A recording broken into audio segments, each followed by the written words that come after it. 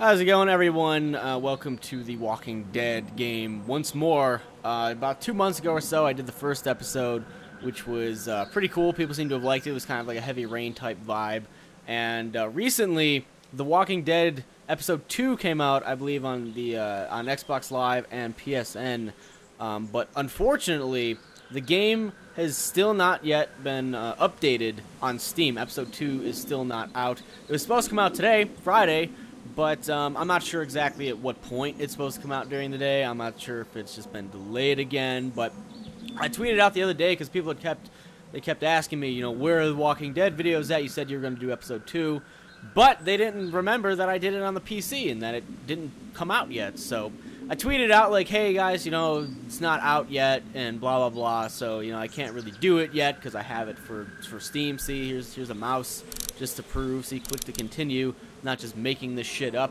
Whether it comes out in 5 minutes from recording this video, which it might. I'm recording this at like 9:39 my time or so. But it's still not out yet, so I tweeted that. And the next day, which was today or a couple days later from when I tweeted that out, people were still asking me where the Walking Dead stuff was at. So someone actually gave me this idea on Twitter. I would like to thank you before we do this.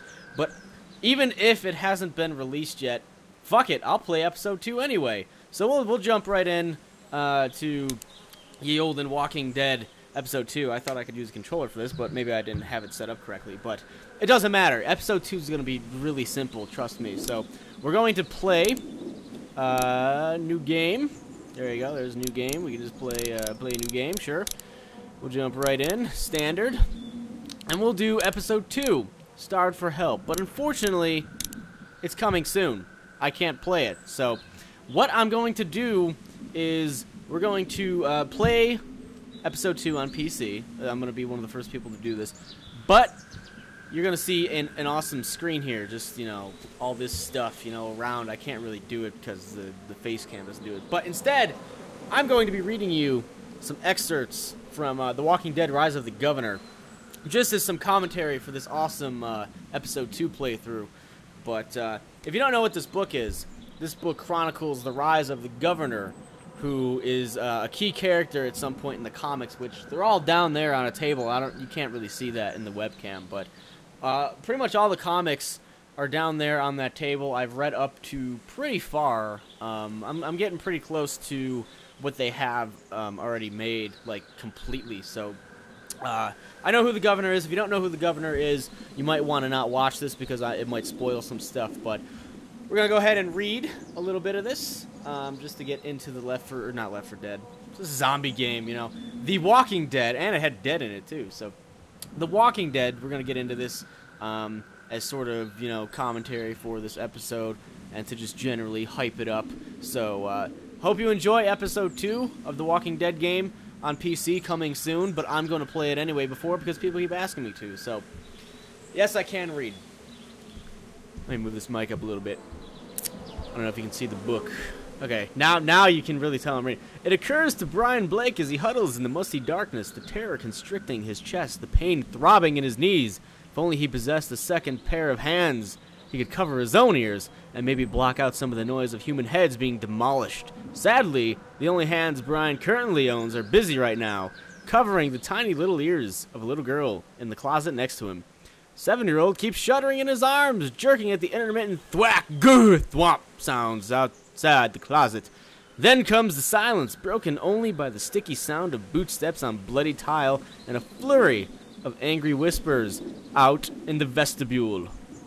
Brian starts coughing again. He can't help it. For days he has been fighting this goddamn cold, a stubborn blight on his joints and sinuses that he cannot shake. It happens to him every fall. But the Georgia days are getting dank and gloomy. The dampness gets into his bones, saps his energy, and steals his breath. And now he feels the pounding stab of a fever with each cough. Doubling over in another hacking, wheezing fit, he keeps his hands pressed down on little Penny's ears as he coughs. He knows the sound of the rasping is attracting all kinds of attention outside the closet door, out in the convolutions of the house, but there's nothing he can do about it. He sees tracings of light with each cough, like tiny fireworks across his blind pupils. The closet, barely 4 feet wide and maybe 3 feet deep, is as dark as an inkwell, and it reeks of mothballs, mouse droppings, and old cedar. Plastic coat bags hang down in the darkness, brushing the sides of Brian's face. Brian's younger brother Philip told him it was okay to cough in the closet. In fact, Brian was free to cough his fucking head off.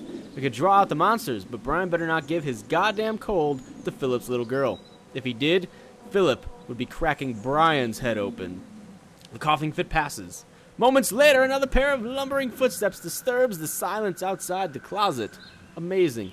Another dead thing entering the kill zone. Brian squeezes his hands tighter against Penny's ears, and the child flinches at another rendition of skull splitting in D minor. If asked to describe the racket outside the closet, Brian Blake would probably revert to his days as a failed music store entrepreneur and tell you that the head-cracking sounds are like the percussive symphony they might play in hell, like some trippy outtake from Edgar Some Dude's Name or a druggy drum solo from John Some Dude's Name with repeating verses and choruses, the heavy breathing of humans, the shambling footsteps of another moving corpse, the whistle of an axe, and the thunk of steel sinking into flesh. And finally, the big finale, the splat of moist dead weight on the slimy parquet, or parquet, sorry. Another break in the action sends fever chills down Brian's spine. The silence closes in again. Eyes now adjusted to the darkness, Brian sees the first shimmer of thick arterial blood seeping under the bottom door. Looks like motor oil. He gently yanks his niece away from the spreading puddle, pulling her back against the boots and umbrellas along the back wall. The hem of Penny Blake's little denim dress touches the blood. She quickly pulls the fabric away and frantically rubs at the stain as if the very absorption of the blood will infect her somehow, which it very well may. Another convulsive coughing fit doubles Brian over. He fights it. He swallows the broken glass of a sore throat and pulls the little girl into a full-on embrace. He doesn't know what to do or say. He wants to help his niece. He wants to whisper something reassuring to her, but cannot think of a single reassuring thing to whisper. The girl's father would know what to say. Philip would know. He always knows what to say. Philip Blake is the guy who says the things that everyone else wishes they had said. He says what needs to be said, and he does what needs to be done. Like right now, he's out there with Bobby and Nick doing what needs to be done, while Brian hunkers here in the dark like a scared rabbit, wishing he knew what to say to his niece. So that is a little excerpt from The Walking Dead, Rise of the Governator, which is, I haven't really read through the entire book. I don't even think I've read through the first chapter. I just have it just in case, you know, we go traveling. So I hope you enjoyed episode 2 of The Walking Dead, which is not out yet, but I played it anyway due to the high volume of requests. When the episode does finally release for realsies, I will be sure to go ahead and play that and not do a stupid shitty video of me doing a troll face cam and reading a book. I will assure you of that. But thank you for watching. Thank you for the idea of doing this, because I never would have been this much of a dick to figure this out. But anyway, I will talk to you guys later.